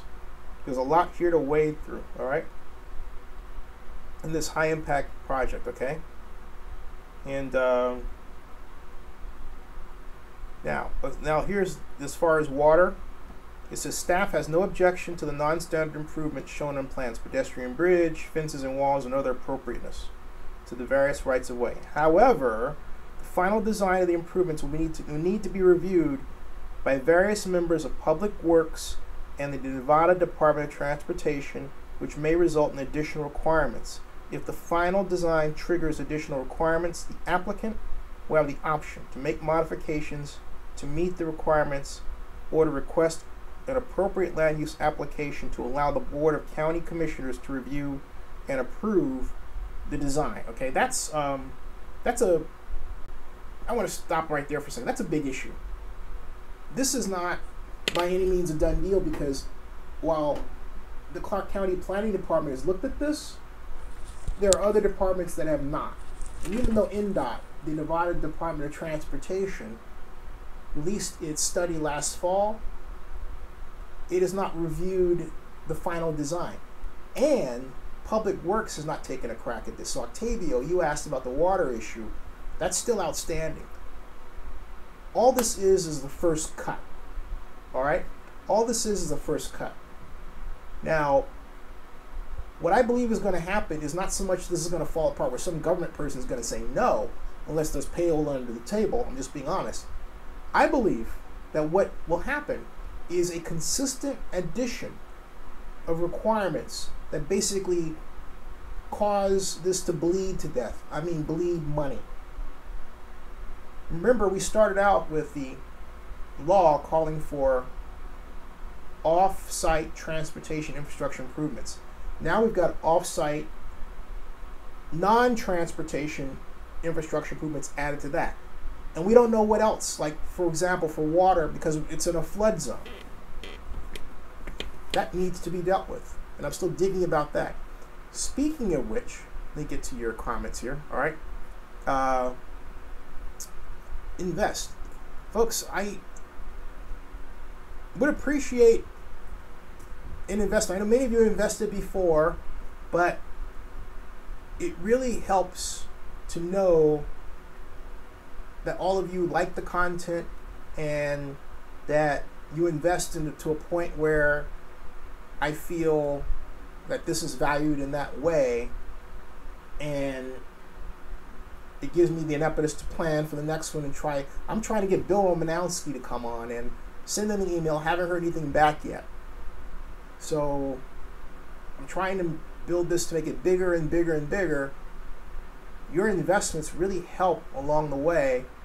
And frankly speaking, it makes me feel great to know that you all are engaged in that way rather than just, one time or like, whatever. Okay? Just saying. So, now, our Crawford says, Davis will be forced to spend more than he ever imagined. True. And Genuine Progressive says, good. The whole thing never made sense, and it was sloppy and poorly planned from the start. Yeah. And so, Jacob P. Zinster for life. Thank you, Jack. Welcome, by the way. Now, let me get back to the whole list of where the Raiders have to come up with. Okay.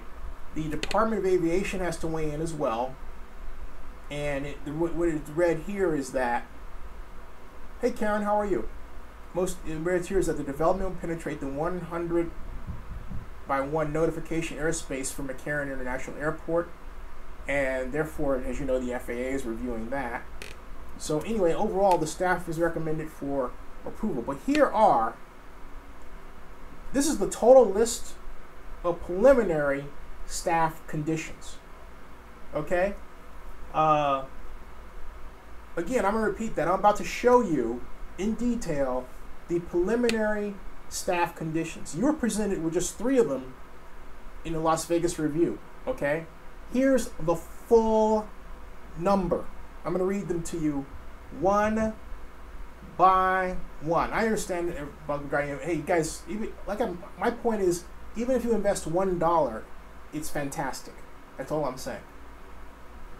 Now, here's the thing. Here, let me show you this. Okay? Let me show you this. All right. This is the preliminary staff conditions. Current planning. 1 year to review the parking from the date of Board of Clark County Commissioners' approval to ensure off-site parking has been finalized and obtained. Enter into a development agreement as agreed upon by the applicant to mitigate impacts of the project, including but not limited to issues identified by the technical reports and staff and studies identified by the County Board of County Commissioners. Allow the following permits prior to adoption of the development agreement: all grading, including excavation and underground utilities and structural first lift with initial foundation work. Bond or other security is acceptable to Clark County, okay, for excavation prior to development agreement or decommissioning plan. All right. Submit a security performance bond acceptable to the county in an amount sufficient to provide a screen wall or restore the site, including removal of construction material, site stabilization, and revegetation as necessary should construction of the project be discontinued or abandoned.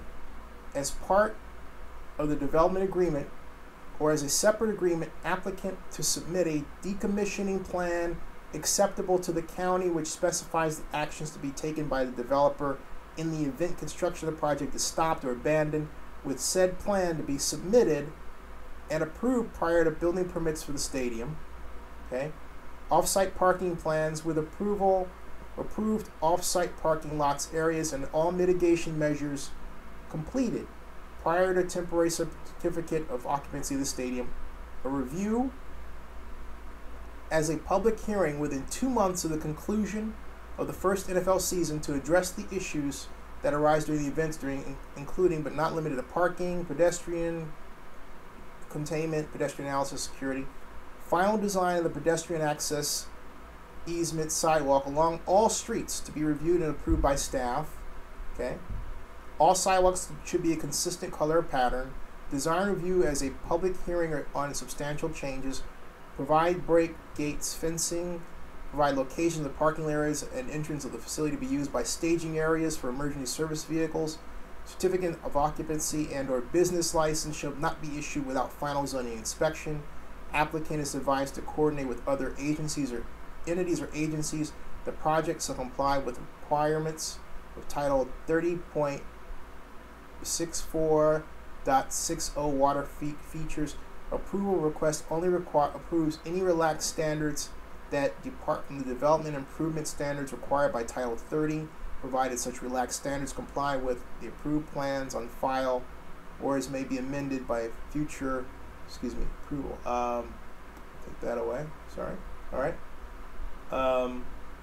And there's more, folks. And there's Octavio. Here's your Public Works Development Review. Drainage study and compliance, not done yet. Drainage study to address the need for the existing public drainage easement on site. Right-of-way dedication to 15 feet for Polaris to the back of the curb. Provide details for the needed additional right-of-way for Polaris Avenue. Separate agreement to be executed with Public Works on the utilization of the Hacienda Avenue / Dean Martin Drive connecting road during events. Method of protecting pedestrian palms. Traffic study and compliance. Full off-site improvements. All gate locations to be reviewed by Public Works. Provide approvals for any private property owners for any bridges, crossings, vehicle, pedestrian. Provide detailed plans for the completed section of Hacienda Avenue, Mandalay Bay Road. So here we go. Now we have the Department of Aviation. Okay. We have Clark County Water Reclamation District. The applicant is advised that sanitary sewer requirements have been provided in discussions with Clark County Water Reclamation District and to please contact them with further questions. Okay, so there you go. All right, those are all of the requirements, and basically this is just the open door. All right, so in other words, the Wednesday meeting is just the first review cut. It is by no means the last at all. And so let me distill this. You have Clark County Planning, you have Public Works, you have the Department of Transportation, INDOT, you have the FAA, okay, and then you've got the Clark County Water Reclamation Board. So you have all of those organizations have to be reviewed, okay? So that's what you've got are going to take their cut of this. So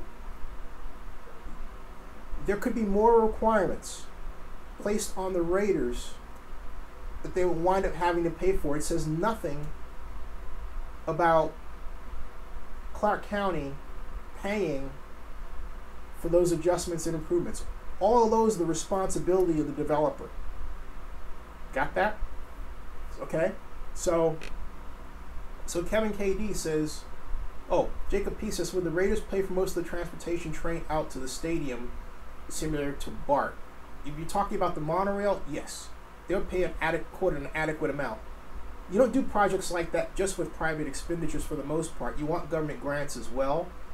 But considering the fast-track nature of this and the desire for much of this transportation mitigation to be done before the stadium opens, and considering the fact that the Southern Nevada Tourism Infrastructure Improvements Act, calls for the developer to pay an quote adequate unquote amount for off-site transportation infrastructure improvements. Thank you, Karen, for the investment very much.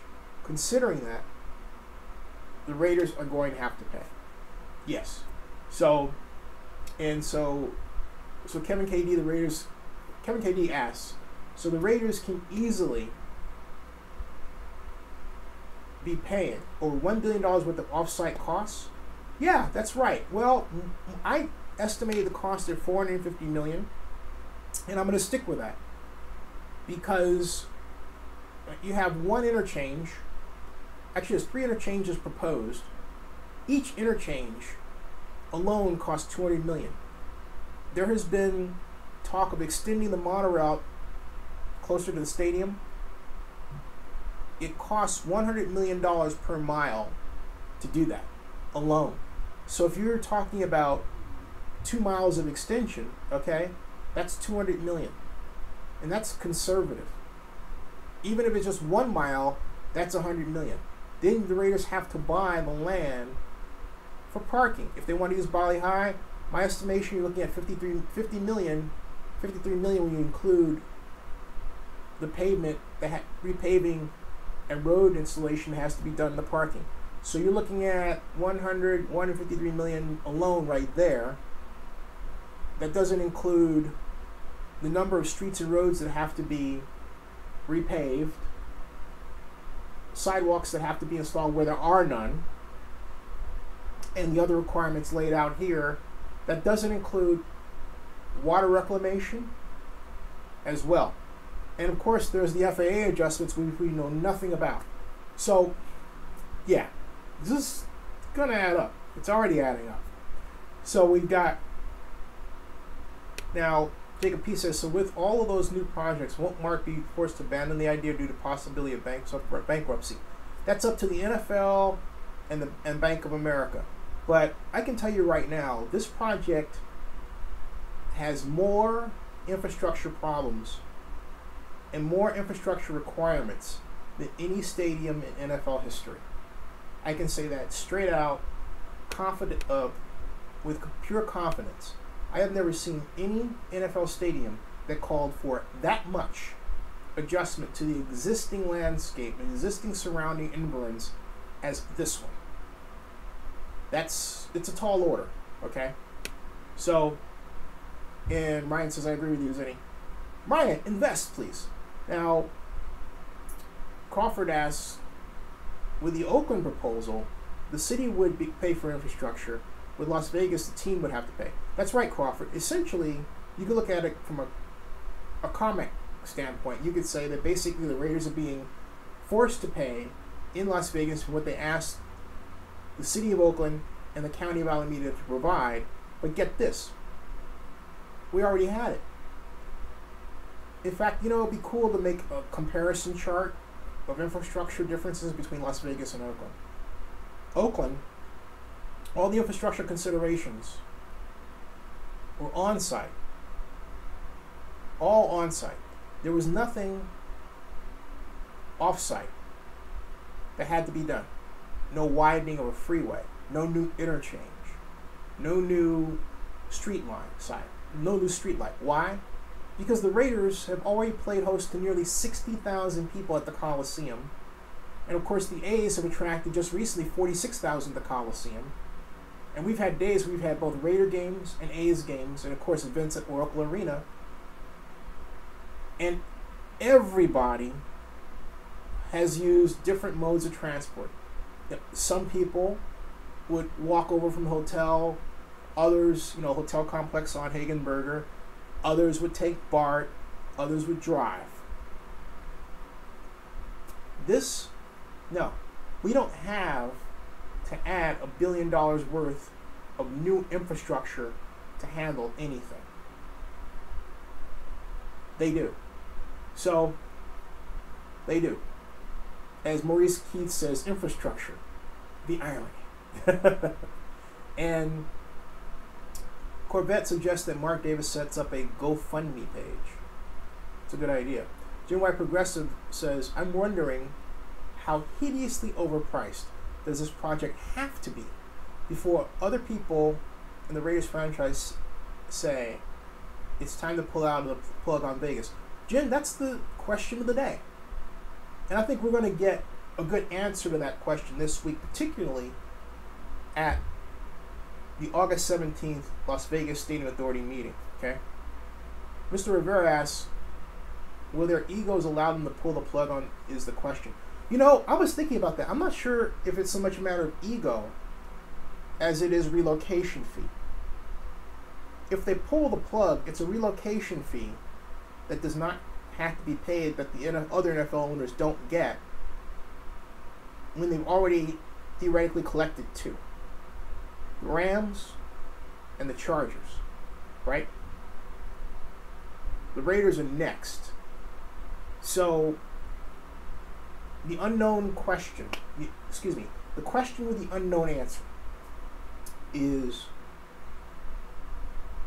will the NFL do everything it can to make the Raiders stay in this bad position just to get that relocation fee? That's the big question. And the other question is this: are the owners willing to cough up money to keep them there? And will they cough up enough? And is the money they'll possibly have to cough up so large that it makes the relocation fee a wash? We're only talking about $370 million. We're not talking about one of these huge relocation fees, right? So we're seeing that the Raiders are going to have to spend out at $450 million more than the relocation fee. But let's say that that's known. You see, here's the situation. Before Sheldon Adelson pulled out, he was paying for everything. That's what made this project so beautiful from a cost standpoint. He was being Uncle Daddy Rich. And then Uncle Daddy Rich said, hey, look, I don't want to deal with Mr. Davis because I can't trust him. And so, unless rumors that he's still around are true, which I'm starting to doubt, Uncle Daddy Rich isn't involved in that way. When I think Uncle Daddy Rich, and when I say Uncle Daddy Rich, I'm talking about Sheldon Adelson, is waiting to see the Raiders basically fall over themselves trying to pay for this. No, they can't. The Raiders are out. UNLV gets to pick up the slack, and he can write his check. And he can be the Bank of America without asking for money back. Okay. So you've got Octavio Arias says that's why they're putting $750 million in for the stadium, the old closed envelope. No, that's not it. In fact, I'm glad you mentioned that, Octavio, and I want to get this straight. Okay, I want everybody to understand this. There are several levels of investment. The $750 million is not Bank of America. That's the county. And that's stadium construction only. Only. Okay? Only. Let's deal with that for a second. That's the hotel tax. That's the 30-year hotel tax. That's why it's so important that the Raiders sign the non-relocation agreements. One of them is for the hotel tax. You got it? Okay? For the hotel tax. And I want you to understand that. And that's not a con. That's well, Octavio, I'm not sure that you know. Folks watch this. There's a little chat here, and Octavio's saying I know.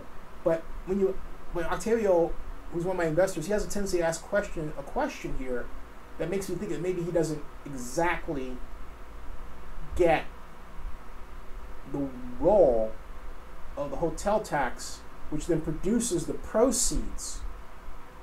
Okay? That money can only be used for stadium construction. It can't be used for anything else. Anything else. If the Raiders pull out, that hotel tax drops, that collection drops.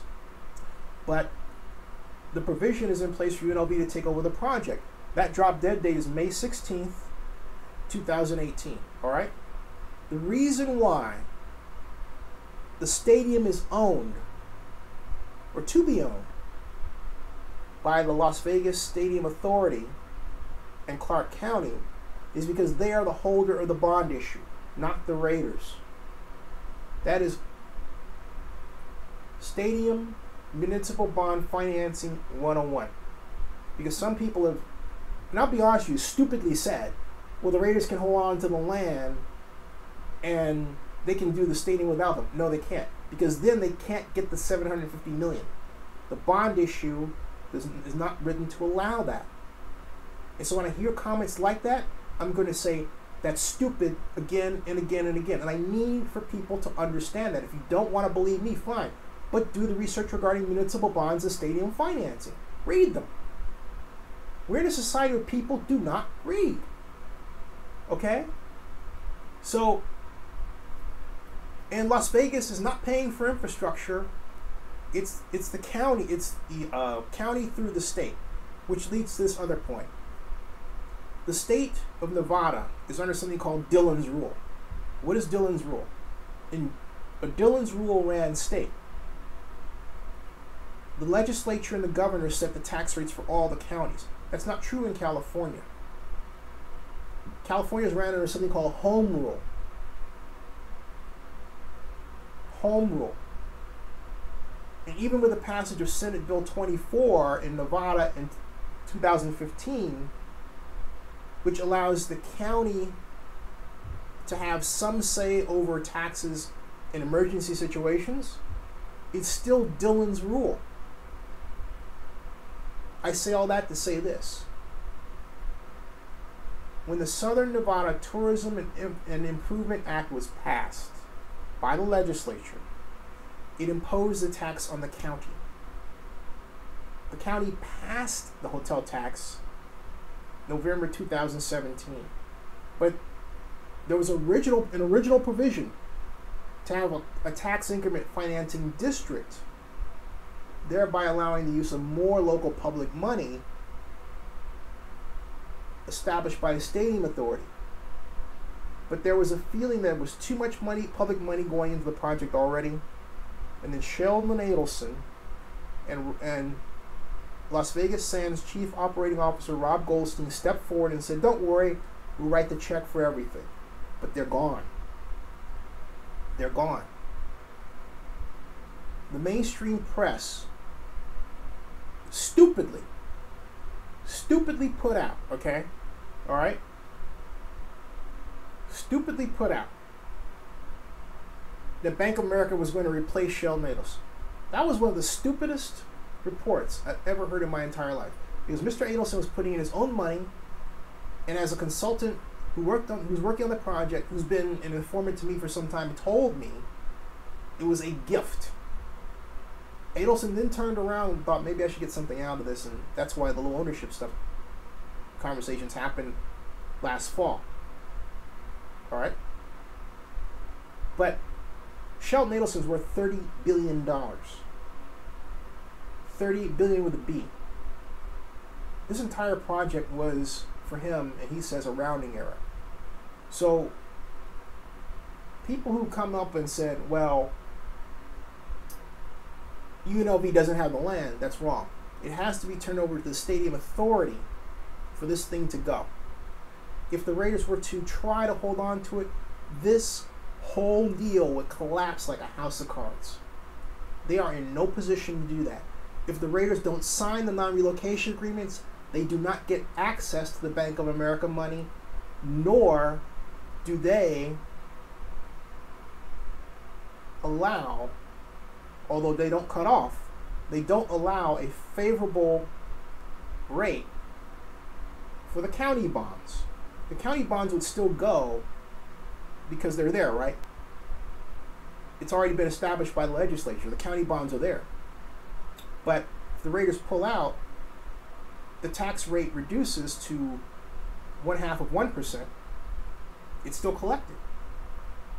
It's just that if the Raiders pulled out and did that little nasty with land, guess what? There would be no stadium. They would lose their right to build it. That's the way the deal is written. All of this is interconnected. Okay.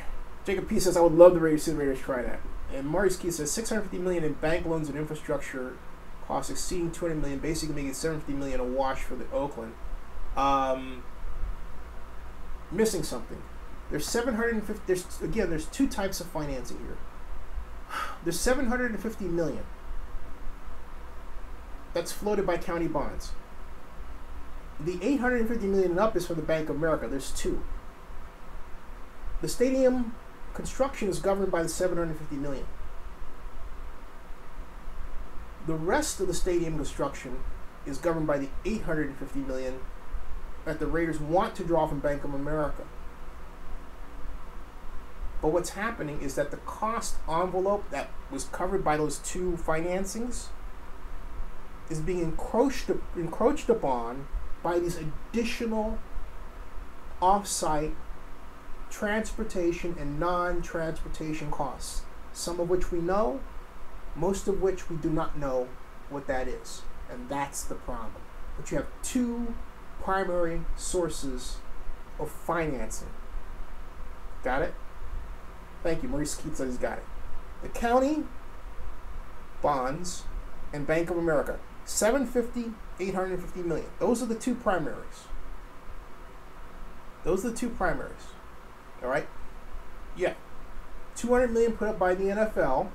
That's right. Which is being eaten into. The Raiders are adding $200 million. PSLs. And then an additional $100 million that really was supposed to go to Oakland. So the Raiders claim to have $500 million. But that that's for the stadium. So that $500 million is added to the $750 plus the $850. That's what you're looking at. That's what you're looking at. The stadium is supposed to cost $1.7 billion. Originally, it was $1.9 billion. Now, Jacob P says, is there any situation where the Raiders beg the city to raise the hotel tax to a bigger fund than... Well, there is, but they would have to go to the legislature, and that raising that tax means more money that goes to them and not to education. It's an election year. That's not happening. Kevin KD says the deal is business abomination, and the Raiders are looking like amateurs in a stadium project that require sound planning and stable financial well. That's right. That's right. It's 1:50. I'm going to stop at 2 o'clock.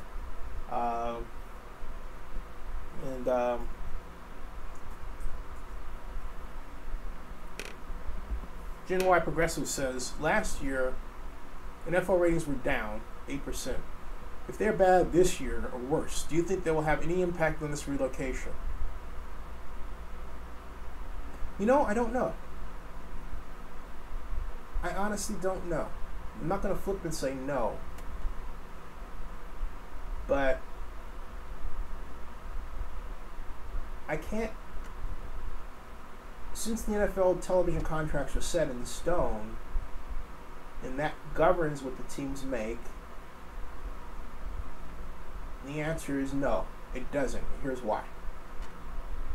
Because, for the reasons I stated a few minutes ago, the project fundamentals in terms of financing are already in place. The Las Vegas legislature approved last year the $750 million bond issue. Bank of America, at least as of this report, is planned to extend the line of credit to the Raiders of $850 million, perhaps more. The Raiders have not signed their line relocation agreement. They have to sign that in order to get that money unlocked. That has to happen. Those two actions are completely divorced from anything that happens on television in the future, because they've already been done. The Raiders' $200 million in PSLs rest on the stadium. Could that be hampered by NFL popularity declines? Yes, absolutely. And as to who makes up that difference, it's not clear in the law, and that's where I need to talk to them, because as I read the law, it is an unanswered question. They do not specifically peg the Raiders with the responsibility of filling that $200 million gap, but there is language to imply that the county will eat the difference, thereby calling this Raiders deal 2. All right? Got it? As Crawford's just wrote, the deal is real bad. Octavio says the Raiders are not putting any money, they're financing 100% of their stake, basically. And Gen Y Progressive says last year, in fact, not only that, Octavio, they're basically sticking it to the county in terms of the PSLs. And the county's basically stupid enough to stick, I'm just being honest, stick their head in the figurative noose of the PSL transaction, where the county says, basically we'll eat the difference. It's right there in writing.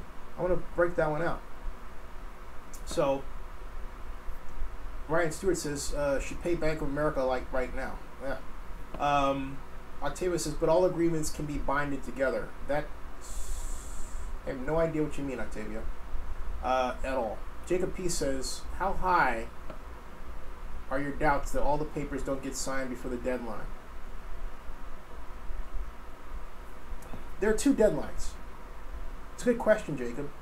There are two deadlines. There's the deadline the Raiders need to be at to make the 2020 completion date. That's October 1st. I am personally not optimistic they make that deadline, given the fact that this is August 13th. We have August 13th, September 13th, October 13th.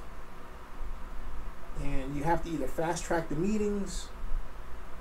You have to fast track all these meetings to get that done. And then you have to hope you're doing everything right in such a time schedule. And oh, by the way, you got to have money to pay staff to do this work. No one's working for free. Okay? No one's working for free. So I have my doubts about that. I'm not saying they can't do it. It's just a really difficult go. It really is. So, hey, Unspoken Voices, how are you? How you doing? And Maurice Keith says, do you think Nevada will redirect marijuana tax monies toward this project?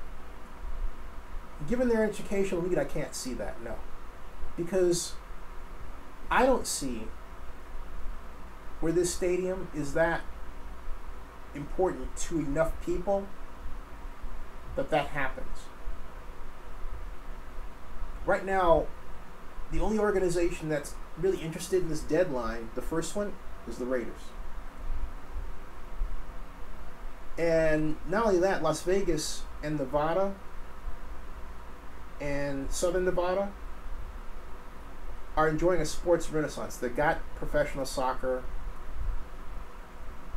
They have professional hockey. They're working on professional basketball.